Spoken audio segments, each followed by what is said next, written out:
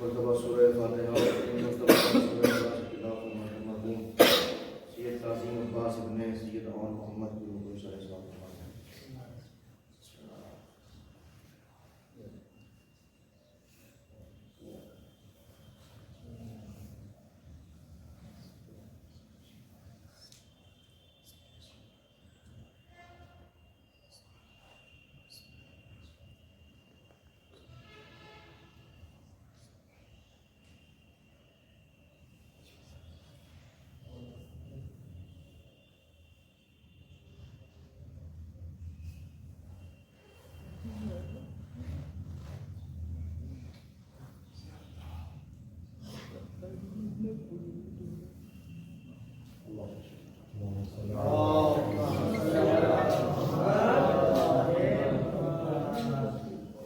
لا حول ولا قوة إلا بالله العلي العظيم. أعوذ بالله السميع العليم من الشيطان اللعين الرجيم. بسم الله الرحمن الرحيم. الحمد لله وكفى وسلام على عباده الذين اصطفى، خصوصا على محمد المصطفى وعلي المرتضى والفاطمة الزهراء والحسن المجتبى والحسين الشهيد بكربلاء وآلهم النجبى الذين أذهب الله عنهم الرجس وطهرهم تطهيرا.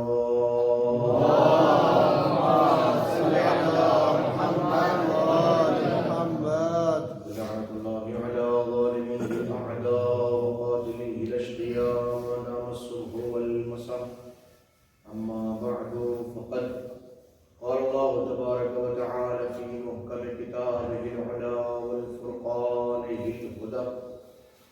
بسم الله الرحمن الرحيم. اهدنا الصراط المستقيم صراط الذين أنعمت عليهم غير المغضوب عليهم ولا الضالين.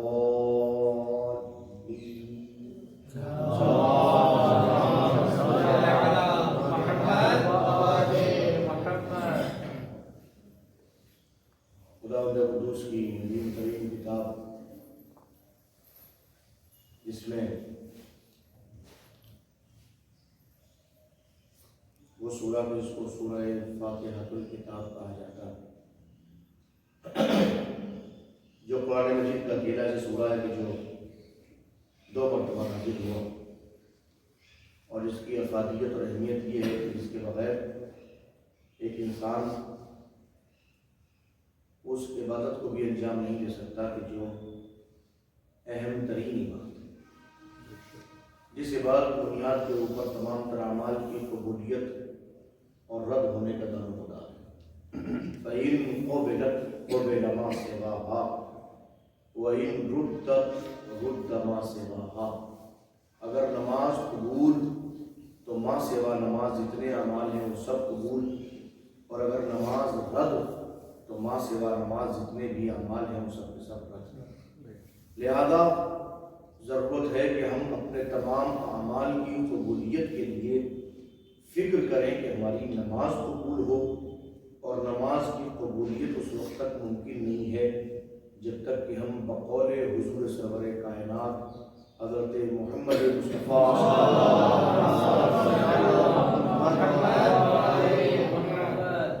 آپ نے فرمایا کہ لا صلاۃ الا بفاتحۃ الکتاب، کوئی نماز ہو ہی نہیں سکتی، کسی قسم کی نماز نہیں ہو سکتی جب تک کہ آپ سورہ فاتحہ کی تلاوت نہ کریں.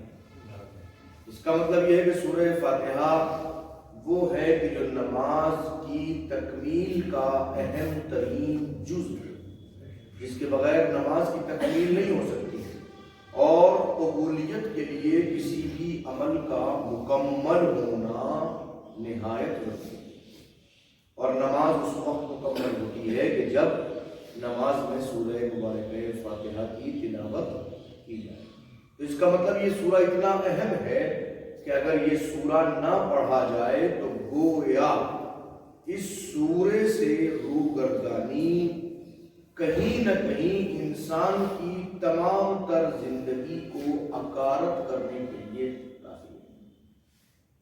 ایک اکیلا سورہ ہے، یہ سورہ پوری زندگی کے تمام تر اعمال کو ختم کرنے کے لیے کافی ہے کہ اگر آپ اسے روگردانی اختیار کرتے ہیں۔ حالانکہ قرآن مجید میں ٹوٹل 114 سورے ہیں اور 114 سوروں کے اندر اگر آپ دیکھیں تو 113 سورے کو ہیں کہ ان کے بغیر کام ہو سکتا ہے، لیکن 114واں سورہ یہ قرآن مجید کا جس کو سورہ مبارکہ فاتحہ کہا جاتا ہے، یہ سورہ اس وقت تک اگر کوئی انسان نہ پڑھے تو اس کے بغیر تمام تر اعمال کی کوئی حیثیت نہیں۔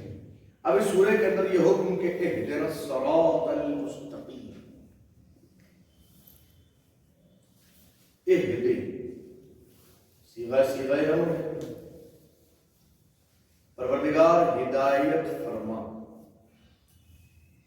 نا ہمیں، اہدنا پورا جملہ ہے، فعل فاعل مفعول، اہدے فعل ہے، اس کے اندر انتا موجود ہے جو فاعل ہے، اور نا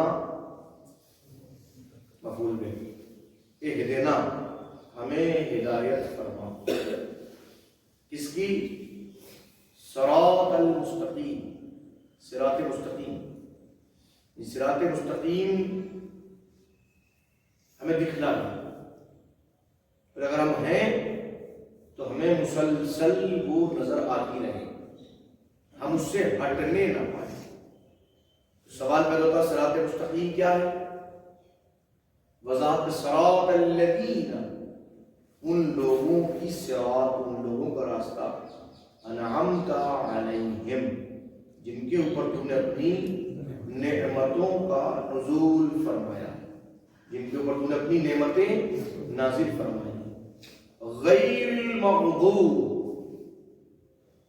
غیر المغضوب، یہ انعمت علیہم، علیہم جو ہے وہ غیر ہے مغضوب کا،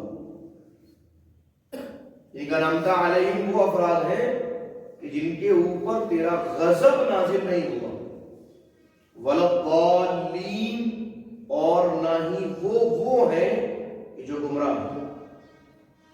سمجھیے، محسوس فرمائیے کہ قرآن مجید کی لطافت اور قرآن مجید کی بلاغت و فصاحت اپنے اندر اتنے معانی سمیٹے ہوئے ہیں کہ اگر ہم غور و فکر کریں تو معلوم ہو یہ غیر صفت صراط کی نہیں ہے، یہ غیر صفت ہے اس ہم کی جس کے اوپر اعلیٰ موجود ہے، لہذا وہ اعلیٰ ہم تھا، نسب لفظ انعمت علیہم، لیکن اعلیٰ کی بنیاد پہ ہم ہو گیا، ایک کے زیر لگ گیا، انعمت علیہم، یہ ہم ہے، کچھ ہم ہے جن ہم کے اوپر اللہ نے اپنی نعمتوں کو نازل فرمایا، اور ان ہم کی صفت یہ ہے کہ یہ ہم نہ کبھی مغضوب کی منزلوں پہ آئے ہیں، نہ یہ ہم کبھی ضالین کی منزلوں پہ ہیں۔ ان ہم کی وجہ کیا ہے؟ ضرورت کیا تھی پروردگار کو یہ کہنے کی؟ وجہ یہ تھی کہ نعمتوں کو لوگ بہت آسانی کے ساتھ بیان کریں گے، لوگ سمجھیں کہ نعمت کا مطلب پانی ہے، نعمت کا مطلب غذا ہے، نعمت کا مطلب اچھا لباس ہے، نعمت کا مطلب اچھا مکان ہے، نعمت کا مطلب اچھی زندگی ہے، نعمت کا مطلب آسائشیں، نعمت کا مطلب آسانیاں، نعمت کا مطلب بہت ساری تمام تر نعمتیں وہ کہ جن کو ہم نعمت سمجھ رہے ہیں۔ لہذا اگر اس بنیاد پر دیکھا جائے تو پھر بہت آسانی سے کہا جا سکتا ہے کہ فرعون کا راستہ صراط مستقیم ہے، نمرود کا راستہ صراط مستقیم ہے، شداد کا راستہ صراط مستقیم ہے، یا ہر اس فرد کا راستہ جس کے پاس غذا کی فراوانی ہو، جس کے پاس بہترین کپڑے موجود ہوں، جس کے پاس اچھی اچھی نعمتیں موجود ہوں، اچھا مکان موجود ہو۔ لہذا اللہ نے اس انعمت علیہم کی منزل پر لاتے ہوئے ان ہم کا تعارف کرایا کہ ہم کون ہے، ہم وہ نہیں ہے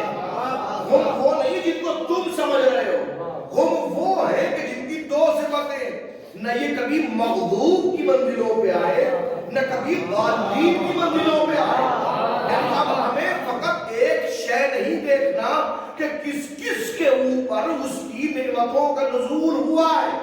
ضرورت یہ بھی ہے کہ نعمتوں کے ساتھ ساتھ یہ بھی پہچانے کبھی ان کی زندگی میں اللہ کا غضب تو نہیں آیا, کبھی ان کی زندگی میں کوئی ایسا قدم تو نہیں اٹھا کہ یہ راہ راست سے ہٹ کے گمراہی کے منزلوں سے قریب تر ہوئے ہوں. تو پھر سوال جب تلاش کرنے کا ہوگا تو پھر ہم دیکھیں گے کہ مغضوب کون ہے, کس پہ اللہ کا غضب ہوا ہے, کون ہے کہ جو مغضوب کی فہرست میں آ سکتا ہے. تو ڈھونڈنا بڑا مشکل ہے, اس لیے کہ مختصر سی زندگی ہم اپنے وجود کو نہیں ڈھونڈ سکتے. تو ان افراد کو کون تلاش کرے گا کہ جو مغضوب ہوئے ہوں. کوئی ضروری ہے کہ ایسی منزل پر ایسا پیمانہ ہو, ایسا اسلوب موجود ہو, ایسی کوئی ترازو ہو کہ اس ترازو پہ ہم تولتے جائیں, جو جو آتا جائے ہم سمجھ لیں کہ اس پر اللہ کا غضب نازل ہوا ہے. بہت آسانی کے ساتھ کوئی میزان تو ہو. تو حضور سرور کائنات نے ایک جملے میں میزان عطا فرمائی. آؤ آؤ ہم تمہیں سمجھائیں مغضوب کا پیمانہ کیا ہے. یا فاطمہ, توجہ فرمائیے گا, من غضبت علیہا, جس کے اوپر فاطمہ غضبناک ہو جائے. اس کا مطلب کہیں اور دیکھنے کی ضرورت نہیں ہے, در فاطمہ پہ جا کے بیٹھ جائیے. جس بات فاطمہ غضبناک ہو جائے وہ مغضوب ہے, اور جو مغضوب ہے لاکھ نعمتیں ہوں, حکومت بیان کرنا اس بات کی علامت نہیں ہے کہ اللہ خوش ہے. یہاں بھی حکومت, وہاں بھی حکومت, یہ بھی فتح کیا, وہ بھی فتح کیا. تو ہاتھ سے راہ مستقیم نہیں بتائے گی, فاطمہ کی رضا بتائے گی.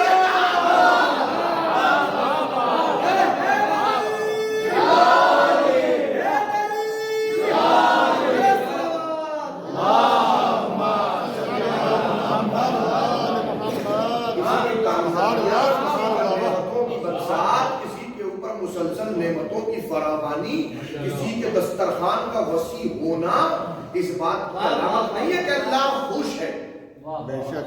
کہ یہاں پر اگر ذہن محسوس کیا تو اب میں ذرا کچھ گریز کی منزلیں اختیار کروں اور میں کہوں کہ یہاں پر آتے آتے اس بات کا علم ہوتا کہ قرآن مجید کو دقت نظر کے ساتھ پڑھنا نہایت ضروری ہے. قرآن مجید کو دقت نظر کے ساتھ پڑھنا نہایت ضروری ہے. اب اگر فرض کیجئے کوئی انسان اس منزل پر آتے آتے قرآن مجید میں غور و فکر نہ کرے اور وہ متداوی ترجمہ دیکھنے کی کوشش کرے کہ جو کوشش کہیں نہ کہیں اس کی خود کی گمراہی کا سبب بن جائے, تو اس سے بچنا نہایت ضروری ہے. اب اس منزل پر آتے آتے لوگ اس غیر کو اگر صفت صراط اختیار کر لیں تو بڑا مرحلہ ہے, بڑا فرق ہے اس منزل میں. یہ غیر کا لفظ جو یہاں پر آیا ہے یہ صراط کی صفت نہیں ہے, یہ اس ہم کی صفت ہے. اس کا مطلب یہ ہے کہ نعمتوں کے نزول کے بعد یہ دیکھنا واجب ہے. آپ نعمتوں کے نزول کے بعد یہ دیکھیے کہ کون کون مغضوب ہے, کون کون ضالین ہے. اگر اس منزل کے اوپر محسوس کر لیں, میں نے کہا کہ پیمانہ ایک ہے کہ ہم پوری زندگی میں خود اپنے آپ کو نہیں پہچان سکتے. اگر پہچان سکتے ہوتے تو کبھی مولا کا قول نہ ہوتا کہ من عرف نفسہ فقد عرف اللہ. جو اپنے آپ کو پہچان لے وہ اپنے رب کو پہچان لے, اپنے رب کو. تو رب کو کس نے پہچانا؟ محصور ہے تین افراد میں, یا علی, اللہ کو یا میں نے پہچانا ہے. تو کسی نے پہچانا ہی نہیں ہے, پہچان ہی نہیں سکتا, ممکن ہی نہیں ہے. تو جہاں اپنا وجود نہ پہچانا جا سکے وہاں مغضوب کو ڈھونڈنا, اور کس کس کو ڈھونڈے, کہاں کہاں سے ڈھونڈے. پر پیمانہ ایک ہی ہے کہ جس پہ فاطمہ غضبناک ہو جائے.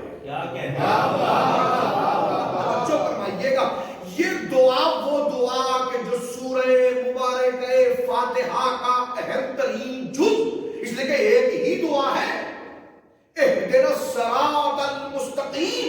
پروردگار صراط مستقیم دکھلا دے جو دیکھنا چاہتا ہے، جو دیکھنا چاہتا ہے دکھلا دے تو پھر تلاش تو کرے گا نا جو دعا کرنے والا کہ وہ ہے کہاں. تو جب ڈھونڈنا چاہے گا، اور اتنی اہم دعا کہ خود خالق کائنات نے قرآن کے اندر سورہ فاتحہ کی مرکزیت دے کے قیامت تک کے ہر مومن کو رسول کی زبانی کہ لا صلاۃ الا بفاتحۃ الکتاب، ہو ہی نہیں سکتی نماز جب تک کہ سورہ فاتحہ نہ پڑھ لیا جائے. اس کا مطلب ہر کلمہ گو کو مجبور کر دیا کہ کسی نہ کسی حیثیت سے وہ صراط مستقیم کو دماغ میں لے کے آئے. توجہ فرمائیے گا. اور پھر صراط مستقیم جب دماغ میں آئے تلاش کرے وہ ہے کون، تو فوراً نعمتوں کی طرف ذہن جائے، اور نعمتوں کی طرف ذہن جا کے کہیں بھٹک نہ جائے. ضرورت تھی کہ اس نعمتوں کی فراوانی کی بنیاد پر بھٹکنے والے قدموں کو روکا جائے. لہذا اس قدموں کو روکنے کے لیے دو لفظ رکھے کہ فقط نعمتوں کو دیکھ کے نہ سمجھنا کہ یہ صراط مستقیم ہے.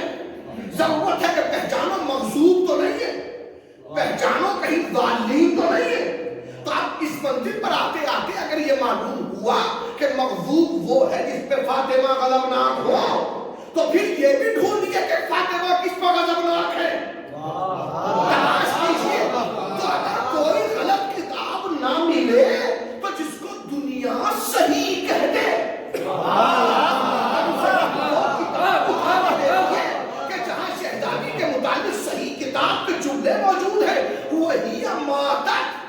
اب جملہ دیکھیے ان کا کہ شہزادی اس دنیا سے چلی گئی، وہی غاضبہ علیہما، دونوں پر غضبناک تھی.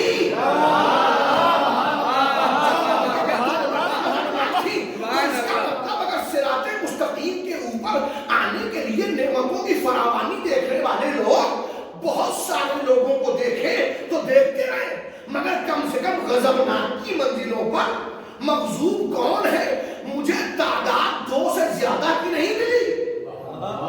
میں کچھ عرض کرنا چاہتا ہوں، مجھے تعداد 2 سے زیادہ کی نہیں ملی. یہ اور بات کہ 2 ہی اتنے اہم ہیں جو اپنے بعد پورا ایک سلسلہ چھوڑ کے جا رہے ہیں. پروردگار آخر کیوں کہ اگر مقام ہدایت میں کوئی ایک کفایت کر سکتا ہے تو مجھے ضرورت تھی کہ غضب کی منزلوں پر کسی ایک کا ذکر ہو، مغضوب کے ساتھ ضالین کے ساتھ کسی دوسرے کا ذکر ہو.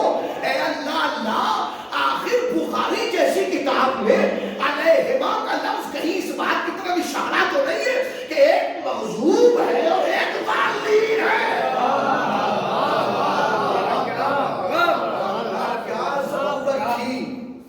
کیا ضرورت تھی؟ لیکن دیکھنا ہے کہ اس منزل پر وہ صراط مستقیم کہ جس کو قرآن مجید ہم سب پر لازم کر رہا ہے، وہ صراط مستقیم جس پر وجود ہمارے لیے بالکل مستحکم ہونا چاہیے، جس کے بغیر مفر نہیں ہے، وہ کون سا؟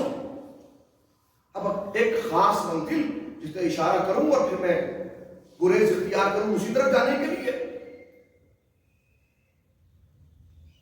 شہزادی اولیاء مقام کو صراط مستقیم کی وضاحت کے لیے وہاں رکھا گیا کہ جہاں پیروں کے پھسلنے کا اندیشہ تھا. اهدنا الصراط المستقیم، اس کے بعد وضاحت صراط الذین انعمت علیہم. یہاں تک آتے آتے پیر پھسل جائیں گے. اور یاد رکھیے عقیدہ سنی سنائی باتوں کا بھروسہ کرنے کا نام نہیں ہے. میں اور خدمت میں اگر بتا کروں تھوڑا سا، معصومین کے لیے عصمت شرط ہے. کچھ لوگوں نے یہاں پر آتے آتے جب شہزادی اولیاء مقام کا ذکر کیا تو چونکہ اتنے زیادہ دلائل موجود تھے کہ ان سے انکار ممکن نہ تھا، لہذا اس روش پر اس بنیاد پہ نہیں کہ وہ کچھ کر نہ سکے، نہیں، کر ہی نہیں سکتے تھے، امکانیت نہیں تھی اس انکار کی، لہذا آگے بڑھ کے کہا کہ شہزادی معصومہ ہیں اور دلیل 3 ہے عصمت کی، لیکن پیر پھسلے، شہزادی معصومہ ہیں، دلیل 3 ہے، بات کہاں چلے، انامتا علیہ تک بات آ رہی ہے، در شہزادی تک آنے کے بعد میں پھر کہ لیکن یاد رکھیے، لیکن ہم جیسوں کے لیے تو ہو سکتا ہے، لیکن معصوم کے لیے لیکن کا استعمال سمجھ میں نہیں آتا، لیکن شہزادی کی عصمت ضروری نہیں ہے، شہزادی کی عصمت ضروری نہیں، کیوں ضروری نہیں ہے؟ چونکہ شہزادی کسی منصب پر فائز نہیں ہے، منصب کی ضرورت عصمت ہے، چونکہ شہزادی منصب پر نہیں ہے، لہذا شہزادی کا معصومہ ہونا ضروری نہیں۔ پہلی بات تو ذہن سے خناس نکالیے کہ شہزادی کسی منصب پہ نہیں ہے۔ میں آپ سے پوچھوں یہ 12 کے 12 امام کس منصب پر ہیں؟ آپ کو لفظ استعمال کریں گے کہ سب کے سب امام ہیں اور امامت ایک منصب ہے، مگر میں کیا کروں کہ میرا 11واں مولا کہہ رہا ہم بندوں کا حجت ہے، تو 11ویں مولا کا لفظ حجت کا اس کیفیت کے ساتھ اور اس اسلوب کے ساتھ استعمال بتا رہا ہے کہ جیسے امامت و نبوت و رسالت ایک عہدہ الہیہ ہے، ویسے ہی حجت ہونا بھی کوئی ایک عہدہ ہے۔ توجہ فرمائیے گا، نحن حجج اللہ علی العباد، ہم بندوں پر اللہ کی حجت ہے، اس کا حجت خدا ہونا ایک عہدہ ہی تو ہے، لیکن اگر یہی تک بات ختم ہو جاتی تو شاید ان کو دلیل ملتی، لیکن اب دلیل انہیں نہیں، مجھے ملی۔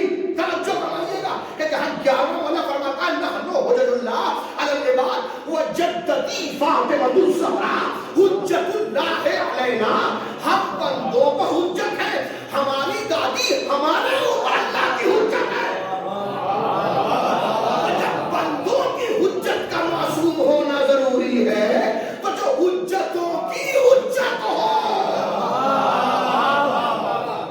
شاید یہی وجہ ہے کہ اس کی عصمت پھر صغرا نہیں ہوگی، اس کی عصمت اس منزل پر ہوگی۔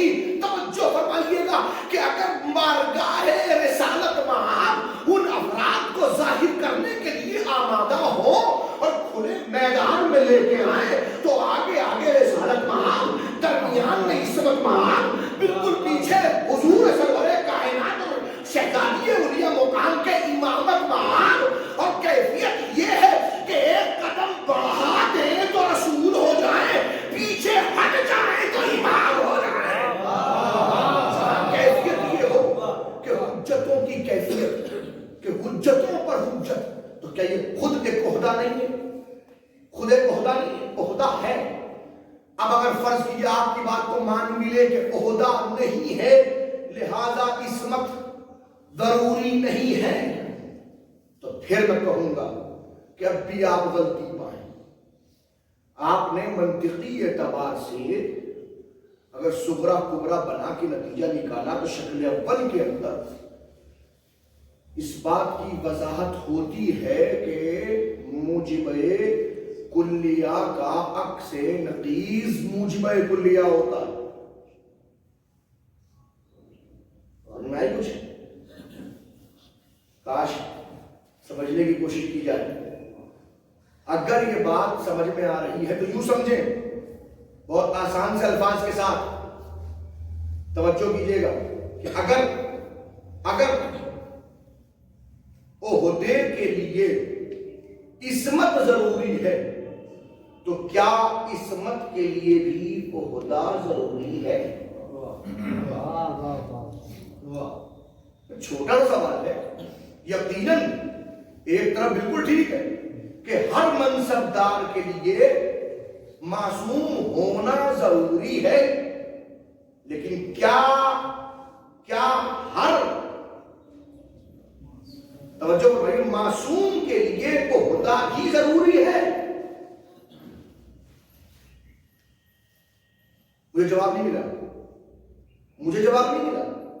توجہ فرمائیے گا، میں نے تلاش کیا یہ فکر آئی کہاں سے۔ بہت گہری نظروں کے ساتھ جب مطالعہ شروع کیا تو معلوم ہوا فکر تو سامنے موجود ہے اور سوال اعظم کے پاس موجود ہے۔ جب حضور سرور کائنات کی عصمت پا علماء بحث کرتے ہیں تو مسلمان علماء کہتے ہیں کہ حضور معصوم ہے، مگر کب سے؟ جب سے اعلان نبوت و رسالت فرمائے۔ اس کا مطلب جب سے نبوت و رسالت کا اعلان ہوگا تب سے معصوم۔ تو سوال ہے اس سے پہلے کہ چونکہ نبوت و رسالت نہیں ہے لہذا اس وقت گناہ کر سکتے ہیں۔ استغفر اللہ ثم استغفر اللہ، اس وقت گناہ کر سکتے ہیں۔ میں اسی کیفیت کو اٹھا کے یہاں لے آؤں، تھوڑے سے لفظ بدل رہے ہیں۔ کیا مطلب؟ وہ کہنا کیا چاہتے ہیں؟ کہنا یہ چاہتے ہیں کہ جب سے عہدہ ہے تب سے عصمت ہے، عہدے کے ساتھ عصمت ہے۔ یعنی وہ کہتے ہیں عہدہ ہوگا تو معصوم ہوگا، اور عہدہ نہیں ہوگا تو گویا ان کے نزدیک عصمت ضروری نہیں ہے۔ تو فکر وہاں سے نکل کے یہاں تک آئی۔ الفاظ کے بدلنے سے فکریں نہیں بدلتی۔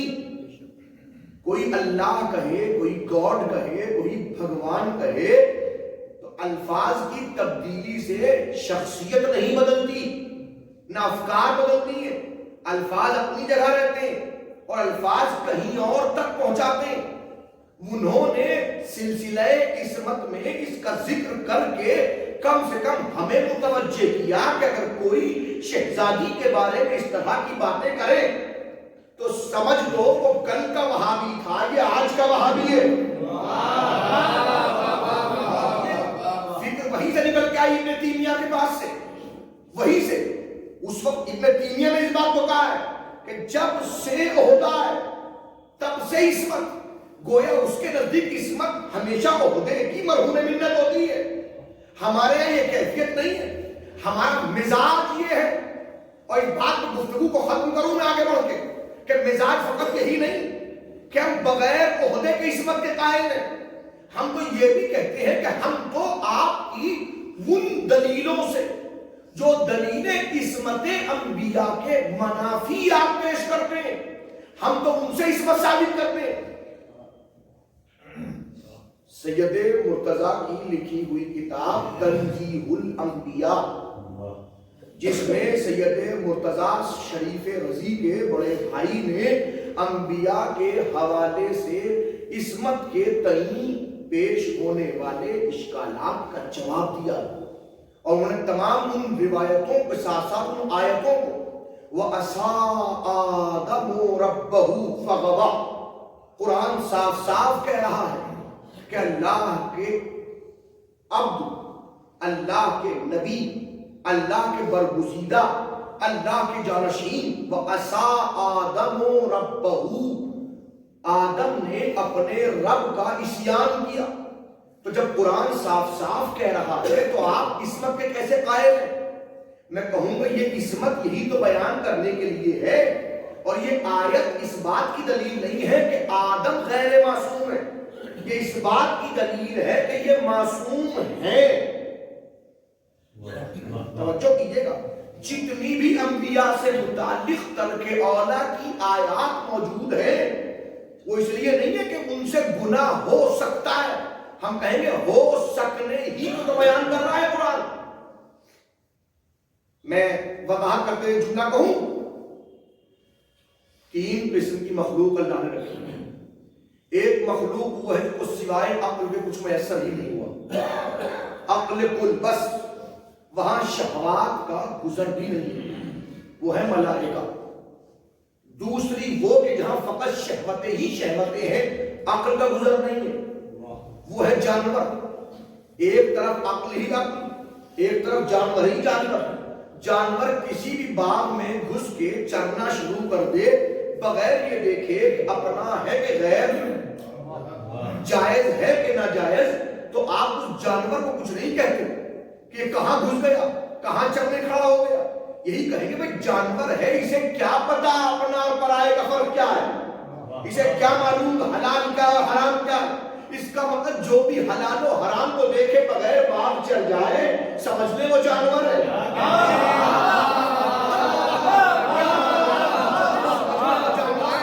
آپ اس مندر میں آگے بڑھئیے تو آپ کہیں کہ جناب وہ فرشتہ اس نے گناہ کیوں نہیں کیا، تو آپ کہیں گے بیچارہ کرے کیسے، وہ بیچارہ گناہ کیسے کرے؟ اس لیے کہ وہاں شہوتوں کا گزر ہی نہیں ہے، وہاں تو وَهُمْ بِأَمْرِهِ يَعْمَلُونَ کی منزل ہے، وہ تو بس وہ کرتا ہے جو اس کا امر ہوتا۔ فرشتہ اس سے آگے سوچ ہی نہیں سکتا، امکانیت نہیں ہے، لہذا آپ نے لفظ رکھا بیچارہ۔ کیوں رکھا بیچارہ؟ اس کا امکانیت ختم ہو گئی۔ تو خود آپ کی نظروں میں بیچارے کا لفظ اس لیے ہے کہ امکانیت گناہ نہیں ہے۔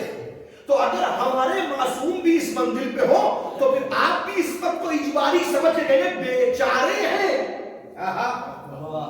آپ بھی کہیں بیچارے ہیں، گناہ کر ہی نہیں سکتے، کر ہی نہیں سکتے، امکانیت معصوم میں نہیں ہے۔ مسئلہ طاقت کے نہ ہونے کے باوجود کسی عمل کے نہ کرنے پر کوئی شکوہ نہیں ہوتا۔ آپ معصوم کو بھی بیچارہ کہہ دیتے، لہذا اللہ نے کہا نہیں کر سکتے ہیں مگر واقع میں نہیں ہے۔ مگر یہاں پر آگے پھر جملہ کہوں، اگر آپ دقت نظر کریں تو جملہ آپ کے حوالے ہے کہ پھر ہم اور آپ جب بھی معصوم کے بارے میں یہ جملے کہیں گے تو وہ بھی ماضی کی حکایت ہوگی۔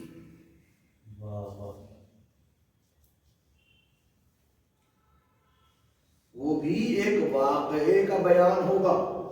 جیسے بچوں کو کہانی سنا دی جاتی ہے، ویسے یہ کہانی یہ بھی ہوگی کہ 13 معصوموں سے کوئی گناہ نہیں ہوا،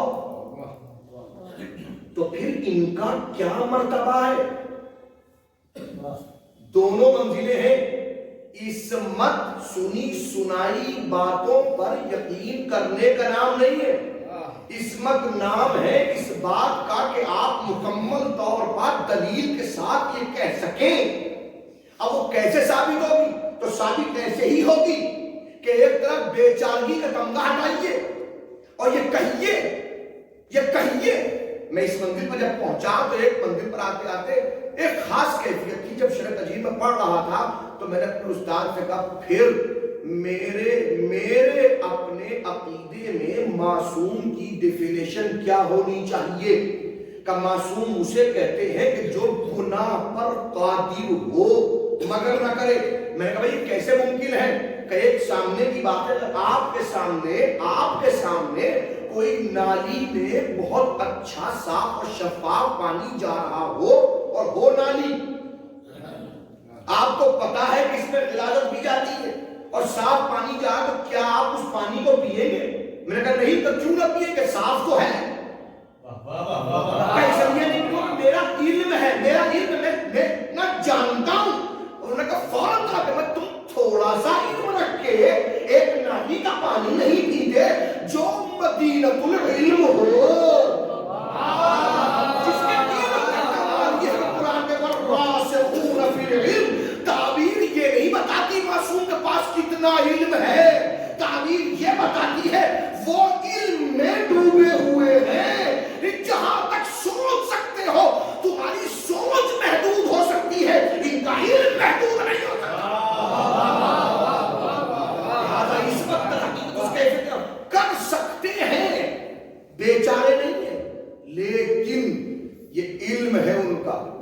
مقام ہے ان کا، یہ منزلت ہے. کیوں آخر اتنا مصفہ کیوں بنایا، اتنا صفی کیوں قرار دیا، اصطفا کی منزلوں پر کیوں لے کے آئے، تصفیہ کیوں کیا، کیوں ان کو مجتبی بنایا، کیوں ان کو مصطفیٰ بنایا، کیوں ان کو مجتبی بنایا، اجتباء اصطفاء یہ تمام مرتضی کیوں بنایا؟ اسی لیے تاکہ یہ معلوم کیا جا سکے کہ ایک صراط مستقیم در حقیقت ان کی نظروں کے اشارے کا نام ہے. جدھر جدھر ان کی نظریں اٹھتی چلی جائیں سمجھ لینا بس وہی صراط مستقیم ہے. اور جہاں ان کے چہرے پر ہلکی سی غضب کی لکیریں نمودار ہو تو سمجھ لینا نعمتوں کی فراوانی نہیں بتائے گی صراط مستقیم کیا ہے، ان کے چہرے بتائیں گی. اس لیے کہ کل بھی مجھولنا تھے آج بھی مجھولنا ہے، یہ بتائیں گے کہ صراط مستقیم کیا ہے. خدا بندے قدوس اس منزل کو سمجھنے کی توفیق یقین مانے منزلت بڑی سخت ہے، ہر کسی کی سمجھ میں نہیں آتی. یا جابر امرنا صعب و مستصعب، اے جابر ہمارا امر فقط صعب نہیں ہے، صرف مشکل نہیں ہے، مشکل ترین.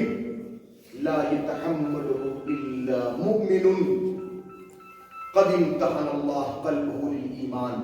جملے دو اور بھی ہیں، لا يتحمله الا ملک مقرب او نبی مرسل، اور تیسرا لفظ ہے او مؤمن قد امتحن اللہ ایمانہ قلبہ للایمان.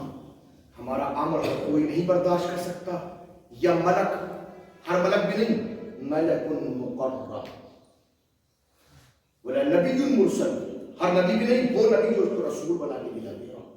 او مؤمن یا مومن قد امتحان اللہ قلبہ للایمان، جس کا ایمان کے ذریعے قلب کا امتحان لیا جا سکتا یا لیا جا چکا، کس کے قلب کا امتحان لیا گیا. بہت سارے ایسے مدارج نظروں کے سامنے آتے رہتے ہیں جہاں اہل بیت کے متعلق لوگوں کے شکوک و شبہات زبان پہ آتے رہتے ہیں، اور ایسی منزل پہ آپ کی خاموشی اور آپ جہاں بول سکتے ہیں اور مصلحت سے کام لے کے آنکھیں بند کر لیں، بس یہی قلب کا امتحان ہے. خواہ دو نفر کے درمیان ہو یا 200 لوگوں کے درمیان، ہر کوئی اس منزل پر کامیاب نہیں ہوتا. وہی ہوتا ہے کہ جو اس امر کو متحمل کرنے کی صلاحیت رکھتا ہے. کبھی کبھی ایک جملہ ہوتا ہے، اس کو منفی انداز میں ذکر کیا جاتا ہے. جناب سید الشہداء مولا امام حسین کا وہ جملہ جو آپ نے اپنے لال کو مخاطب ہو کے فرمایا تھا، بیٹا کاش تم صاحب اولاد ہوتے. ظاہر ہے کہ وہاں منفی فکر کا تصور بھی نہیں ہو سکتا. وہ صرف ایک کیفیت ہے کہ وہ سمجھانا چاہتے ہیں کہ باپ کو بیٹے سے کتنی الفت ہوتی ہے، اور یہ الفت وہی سمجھ سکتا ہے جو باپ ہو، جس کو اللہ نے اولاد دی ہو. اور اگر اولاد بھی دی ہے اور اولاد اتنی بلند و بالا ہو جائے کہ 18 برس کی منزل پہ ہو اور اس کے ساتھ اس منزلوں کے ساتھ یہ راستے طے کرنے پڑے تو قدم بے اختیار اٹھتے ہیں. پھر لاکھ کوشش کرنے کے بعد انسان اپنے آپ کو روکے، مگر حسین جیسا صابر بھی ہو تو قدم بقدم اٹھنا پڑتا ہے. اور بیٹا کہتا باپ آپ تو رخصت کر چکے تھے. تب مولا حسین کہتے ہیں کاش تو بھی صاحب اولاد. اور اب میں اس کو ذرا منفی فکر کے ساتھ تھوڑا سا پلٹ کے کہوں، مولا حسین نے صرف ایک ہی بات نہیں عرض کی ہے، قیامت تک کے لیے ایک بات اور متوجہ کی ہے. اب وہ لوگ کہ جو لوگ فضائل اہل بیت اور عصمت اہل بیت پا اشکال کرتے ہیں تو ان سے کہے کاش تمہارے پاس بھی یہ عقیدہ ہوتا تو تمہیں پتہ چلتا تھا کہ اس عقیدے کی اہمیت کیا ہے۔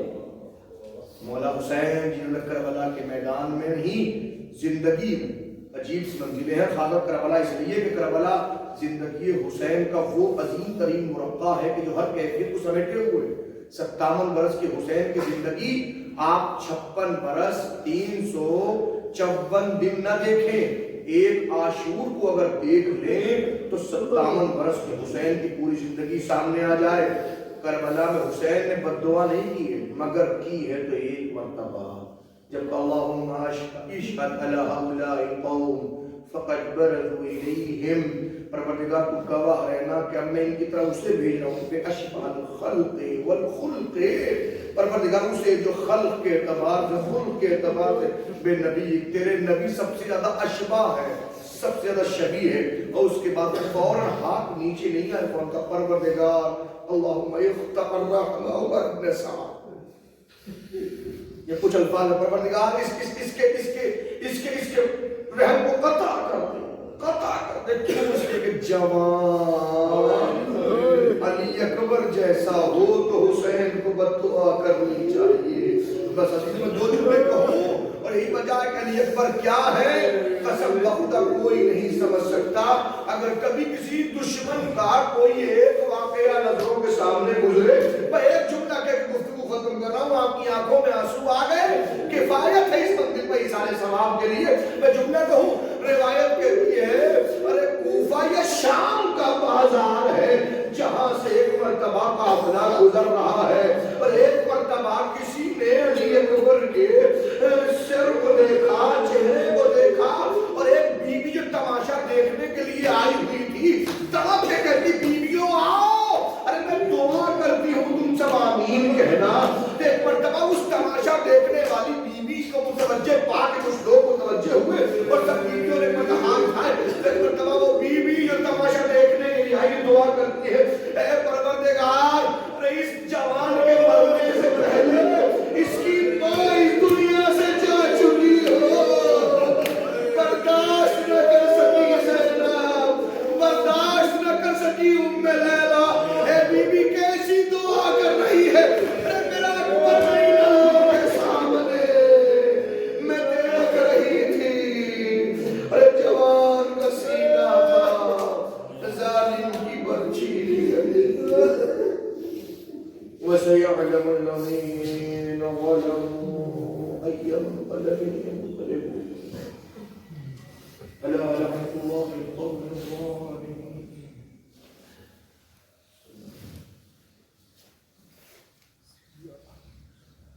سورہ مرتبہ سورہ تعظیم عباس کی ام سید اور محمد صلی اللہ علیہ وسلم